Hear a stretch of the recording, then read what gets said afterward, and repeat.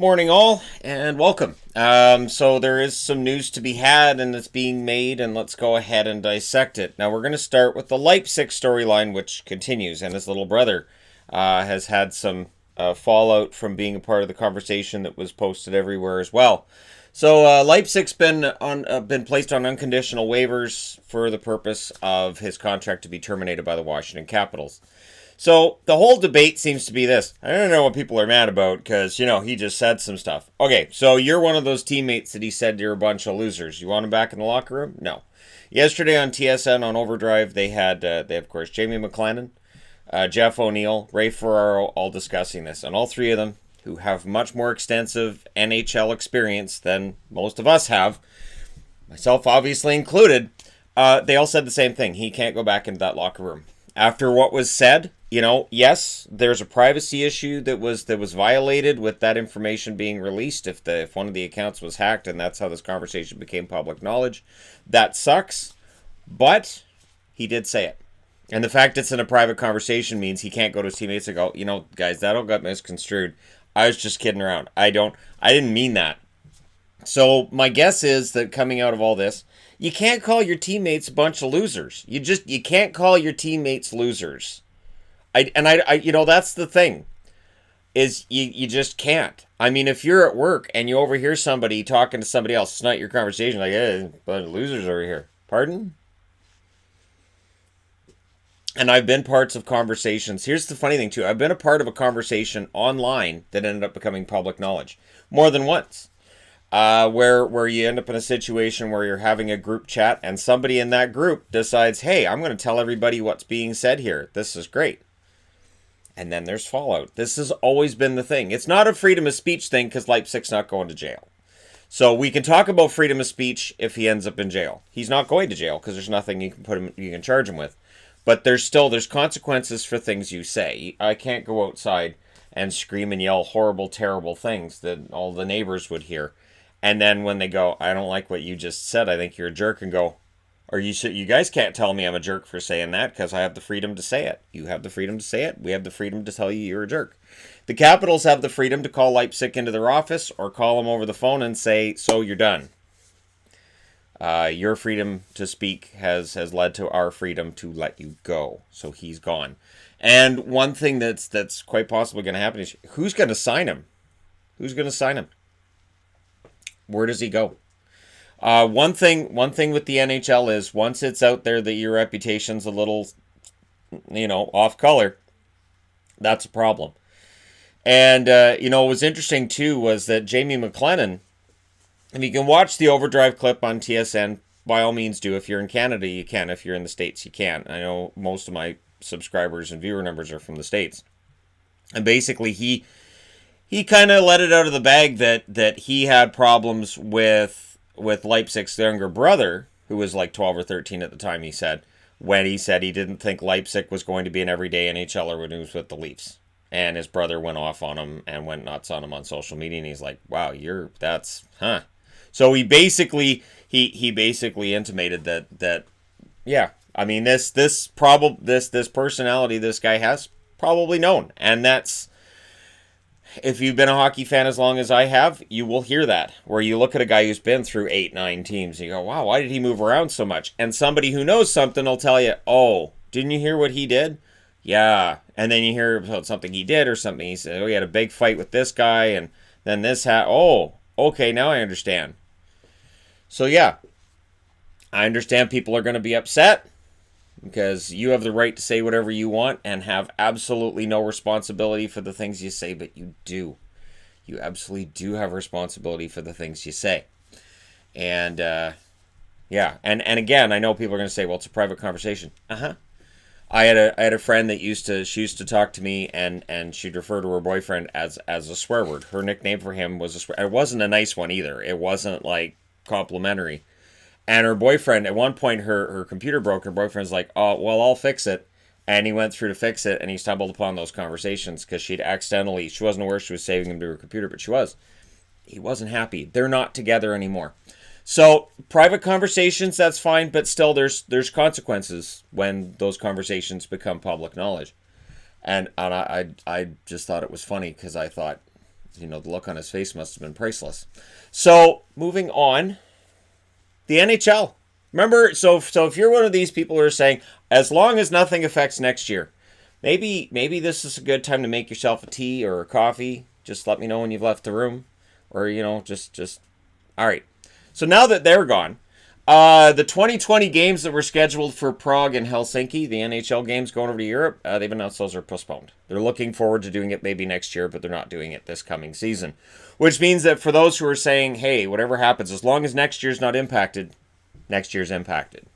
And we kind of saw this coming. The NHL's basically saying we're pushing everything back, and this is a sign of that. Next year's schedule will not be a normal schedule. It's not going to happen.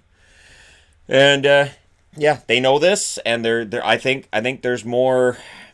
I mean, there isn't really a solid plan, but I think there's one that's formed, and I think there are a few different models in place here, and all of the models say the same thing. You're not going to be playing games in Europe this upcoming season. Habs fans, are you excited about Romanov? Well, you better be, because he signed. Entry-level contract, 3-year deal, and Romanov, it sounds like, should help fix their problems on the blue line. Montreal's problems on the blue line have been there, and as much of a fan of Victor Mete as I am, Mete's not gonna fix the problems on that blue line, but maybe Mete can play with Romanov. And Shea Weber had a good year, absolutely, but Shea Weber's getting older, and who knows how many more years he has left. So with Romanov coming in, we'll see what happens. And if Montreal could somehow, some way get themselves a defenseman with their first-round pick this year, that could be a huge add as well. That's really been the issue, has been that blue line. Their scoring has been good. Their goaltending, obviously, have Carey Price. They could use a backup goaltender that they have faith in for 30-plus games. But Romanov should go a long way to helping fix some of the problems there in Montreal. I'm not saying that necessarily means they're a playoff team right away, but it should add some excitement to their lineup. And Dmitry Semikin has been brought in, probably Semikin, has been brought in, just sounds better, has been brought into Tampa Bay. He's a 2018 number 90 overall pick. He signs a 3-year entry-level contract with Tampa. Now, the one thing with this kid is he was playing in the lower leagues overseas, so probably needs more time to develop. But yeah, he's a defenseman as well, and we'll see. We'll see if he comes over and ends up playing in the East Coast League to start, if he plays in the AHL to start, if he's a number 6 guy in the AHL, or if he fights his way up. Again, with being a third-round pick, he may very well be able to push his way into a few games for Tampa Bay next year. I know this isn't hockey-related, but right now all of the sports is kind of muddled together, and I kind of feel bad about this. The CFL's been on life support for a long time. And while we talk a lot, it's not a dissimilar conversation to the one that's had about women's hockey. It really isn't. The CFL has had trouble with making money. Now, if you're the Winnipeg Blue Bombers, if you're the Saskatchewan Roughriders, you have no trouble getting fans into the stadium. And it is a gate-driven league. Most of the revenues are through gate, not through television. The television, there's really not a huge demand. The CFL has been fighting an uphill battle for a long time. All your best athletes go to the NFL. That's where the money is. The CFL really can't afford to pay the kind of money that you would need in order to attract the top high-level athletes. I've always felt kind of bad for some of these guys in the CFL because, yeah, they don't make that much money. And when the season's not on, they still have to have jobs because they don't make enough money playing football. And then your career can be really short, whether you're in the CFL or the NFL, and you still get really horrible injuries in both leagues. So I have felt bad because if a guy's making 50, 60 grand and he breaks his ankle right at the end of the year, he's not going to be going to work. And again, these guys aren't rich. CFL's not a rich league. And apparently, according to the league, they lost $20 million in revenue last year. So if they play this year and they play without fans in attendance, they're basically playing for free. Is what works. The league makes absolutely no money outside of their TV revenue, which is not enough. So, with the fact that we won't have fans in attendance, the CFL is leaning towards canceling the entire season. That they're just probably done. Now, the reason I mention it here is because there are people who will say, "See, See, every other league should do it too. Other leagues have big TV contracts. And there's some big revenues that come in that are not gate driven. The CFL doesn't have that. And the league was already losing tons of money. I would not be surprised to see the league fold. And then I see people online saying, well, the league should expand to the U.S. because, you know, it'd support it in San Antonio, it'd support it in St. Louis. No. The league already did U.S. expansion once to try to bring in an extra source of revenue, and it failed miserably.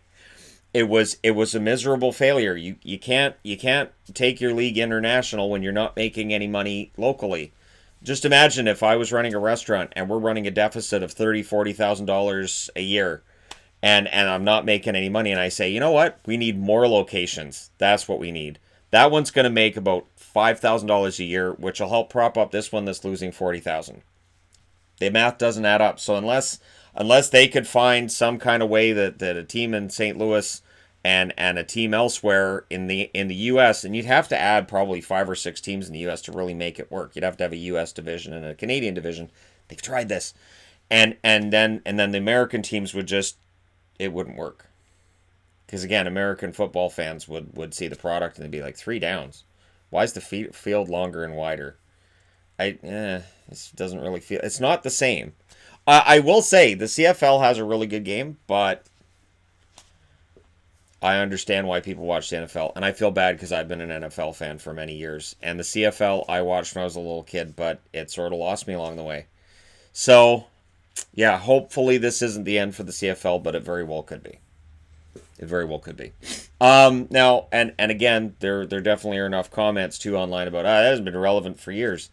Yet you're clicking on the article or you're looking it up. So, what is this about? Why'd you click on it? Anyways, so people are talking about the playoffs, and certainly there are certain reporters that every time they'll talk, people go, oh, hey, did you hear what the NHL is doing? No, there are proposals out there, and they don't know what they're doing yet, so we don't know what they're doing. And the playoffs could be a 16-team setup like normal. It could be 20 teams where you have a play-in, or 24 teams where you have a play-in. You could have best of 3, best of 5, best of 7. They haven't decided yet. So, again, this is all just out there. We'll see what the NHL does, but it could be 16 teams. It could be as many as 24. I know there are players who'd like to see 31 teams eligible. If we end up with a system where Detroit wins the Stanley Cup, there will be a few asterisks next to that. That would lead to quite a few asterisks.